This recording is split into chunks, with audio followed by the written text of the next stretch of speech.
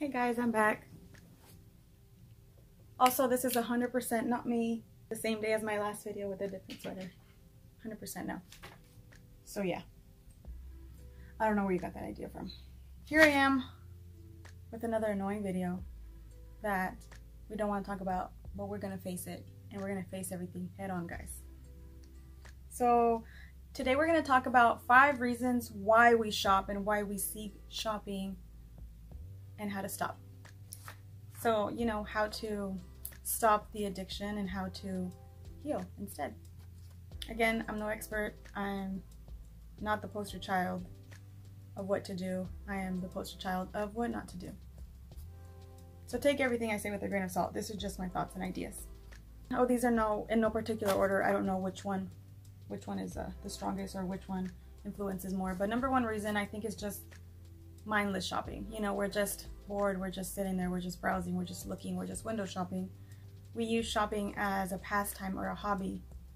So we're mindlessly shopping to avoid other things, but we're not really aware, like, oh, since I don't feel good right now, I'm gonna go shopping. It's more like you're doing it mindlessly because, you know, you're up late at night with anxiety or something, you go towards shopping, and without really thinking about the anxiety and without really addressing the anxiety, more of a means to escape it. So we're basically seeking some like a little bit of pleasure, you know, to avoid a crappy feeling. So I think the way we do this is we work on our feelings, on feeling our feelings, on addressing our uncomfortable feelings, and seeing how we can provide healing for that area. How can we soothe our anxiety, whether it be addressing a situation, whether it be writing if that helps you, whether it be seeking other means of expression. At least for me, I know, you know, expression is one that will release things that I'm holding inside. But there are so many other ways to soothe yourself. There is some self-care, there is some, you can take a hot bath, you can talk to a friend, whichever way you go about it, but it's just addressing the feeling and kind of working through it and sitting sometimes in your uncomfortable feelings. Why don't I want to feel this feeling? Or what does this feeling remind me of? Or what does this circumstance bring out in me? Number 2 reason why I think that we shop is to fulfill our fantasy self, to make a life for that person that doesn't truly exist. That person that we perceive ourselves to be, the person that we aspire to be, and we think that we really are going to be them literally tomorrow. We think that tomorrow we're going to get up early, we're going to get ready, we're going to work out, we're going to do all these things that we've always wanted to do, and we shop for that person. We get workout gear for that person. We get, you know, dress up outfits for that person. We get makeup, perfumes for certain occasions that we don't actually do, that we don't actually invest in, and it's not really who we are. But we are already buying for that person. We're already prepared to be that person.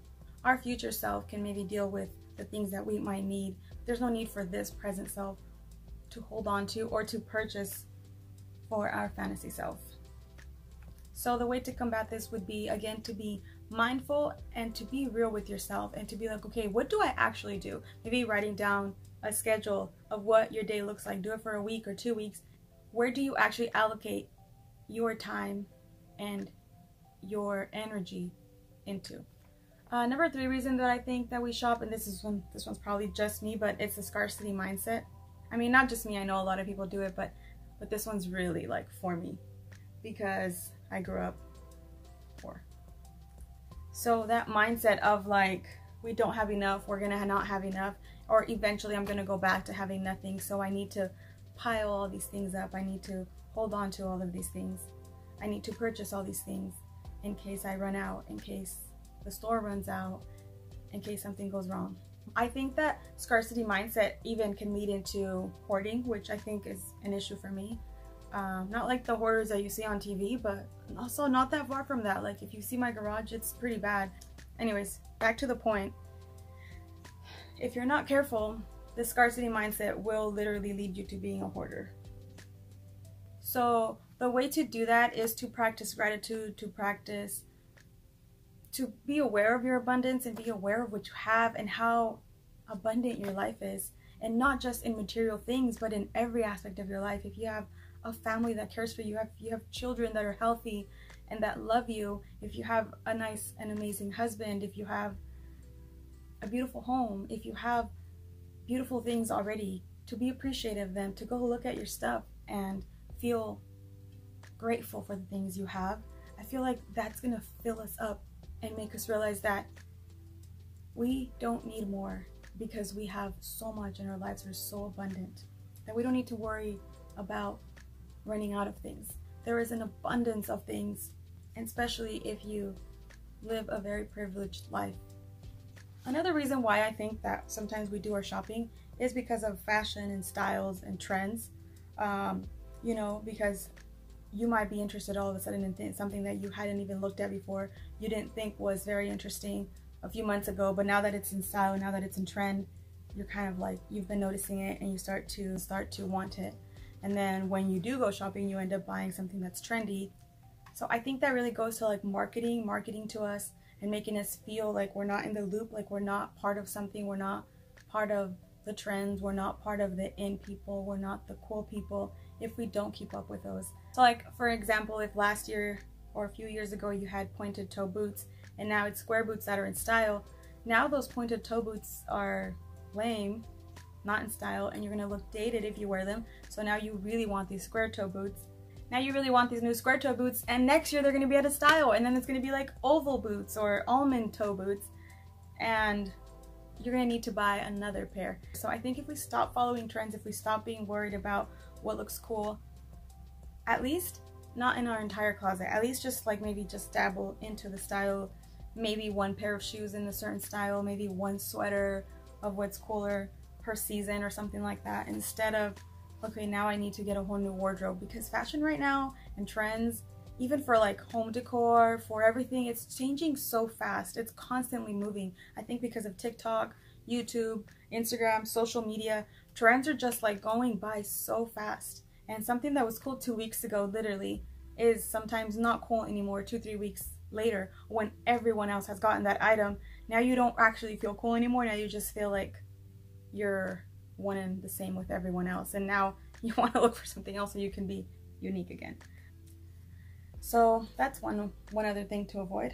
And the last reason why I really think that we buy things is we are influenced. We are influenced by influencers, by sales, by marketing, by companies. We are influenced by all of them. So I think it's important to pay attention to who we let in our little bubble of influence, who we allow ourselves to hang out with, to watch, to interact with. You know how that saying that they say that you are like the 5 people you hang out with the most?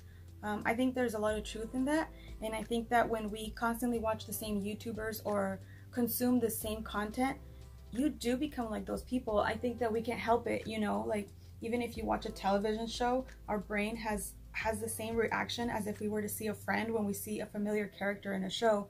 So I can see that also being true for influencers. When we go watch their videos or their content, we think that we're seeing a friend, and I do think that we're very highly influenced by them. So pay attention who the 5 people are that you watch the most, and see if they are somebody that is influencing you to spend more money than you want to, or to buy things that you probably don't need. I also think the influence thing happens to us when we want to feel like relatable to our friends. We want to feel like, oh, she has the same sweater that I do, or I mean, I have the same sweater that she does, or she's talking about, you know, she's talking about a certain item and you have the same item. Don't you feel like, oh cool, me and her are like buddies, you know, or like we think the same because we have the same item. And it makes us feel like we're in, like we're included, like we're cool, like we're part of something, like we belong, because those are our people. And although that's nice to feel those feelings, I don't know how real they are, because for us, the money that goes away from our bank account every time we shop is like hella real. So I don't know how real that friendship is, that relatability, and that I don't think that it fills the void of loneliness. I don't think that it fills the void of friendship. I think it's a good way, like as a distraction, but not necessarily as a friendship. I don't know if that makes sense. Like, we don't need to be friends with these people. I mean, except me, you can be my friend. I will try very hard not to influence you to get anything. I'm gonna influence you to heal, to work on your shit. I promise I won't steer you the wrong way. So yeah, I mean, I think we're just seeking validation, because sometimes I think we feel a little bit lonely. And that's why we seek to these influencers to influence us. Anyways, guys, those are I think the top 5 reasons why we shop so much and how maybe we can avoid them. I have a lot more content coming soon about shopping, addiction, ADHD, and how all this shopping is related to ADHD. I'm really gonna get there, but that video I'm kind of, working a little bit harder because I don't want to offend anyone or say inaccurate information. So I'll see you guys soon. Take care.